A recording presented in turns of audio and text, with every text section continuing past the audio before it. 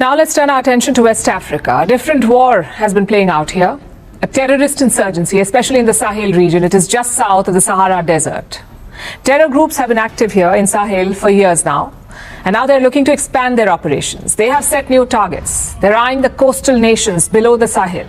These are relatively peaceful countries. How do they plan to defend themselves?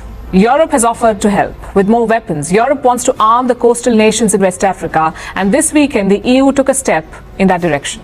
Today, we come together to officially unveil a generous donation of 105 militarized vehicles provided by the European Union to support the counter-terrorism efforts of the Ghana Armed Forces. The focus is on Ghana. The European Union has sent 105 armored vehicles. Now, Ghana is a nation in West Africa. It's a country of about 34 million people. It is also one of the richer nations in terms of GDP. Its nominal GDP is $76 billion. It ranks 11th in the continent of 54 countries. Ghana is also rich in resources. It is one of Africa's largest gold producers. Other major exports are cocoa and crude oil.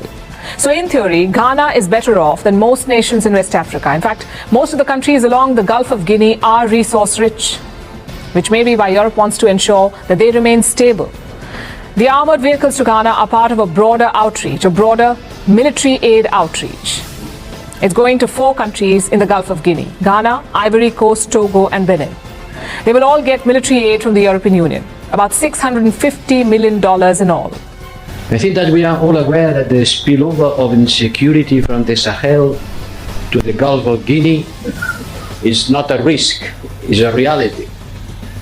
It's like climate change. It's not something that may happen in 20 years from now. It's happening now.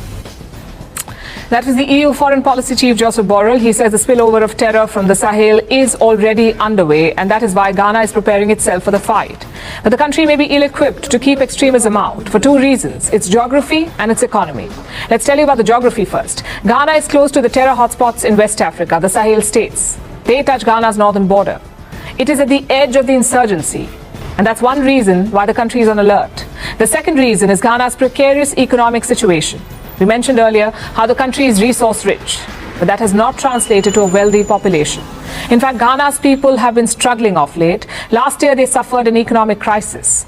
There was high inflation and mounting public debt. Ghana's debt is about 90% of its GDP. It got so bad that Ghana defaulted on loans to foreign lenders. This was last December. They defaulted. The country had to take a $3 billion bailout from the IMF. Its 17th IMF loan since it became independent. So you can see why the economy is in dire straits. Since Ghana has to keep paying back foreign loans, domestic payments take a backseat. This leads to unpaid salaries and crumbling infrastructure. Last week, the country was plunged into darkness. Electricity was cut across Ghana. And remember, this is an oil and gas-rich country. Theoretically, it should not have any power problems, but it does. And they're expected to get worse in the years to come. This kind of economic crisis breeds instability, and terror groups use that instability to recruit people. The crisis in Ghana could be a gateway for the terrorists, which is why the EU is focusing on this country. The armored cars were just the military outreach. German Chancellor Olaf Scholz will visit Ghana tomorrow. It's the second part of his West Africa tour. The first part included Nigeria. Olaf Scholz went to Nigeria. He promised investments in the gas sector. He's trying to boost trade in the region. Both these strategies will help Ghana as well. But will this be enough to steady the country's economy? Will the armored vehicles be enough to prevent an insurgency? Guess we'll have to wait and see. We'll keep you posted.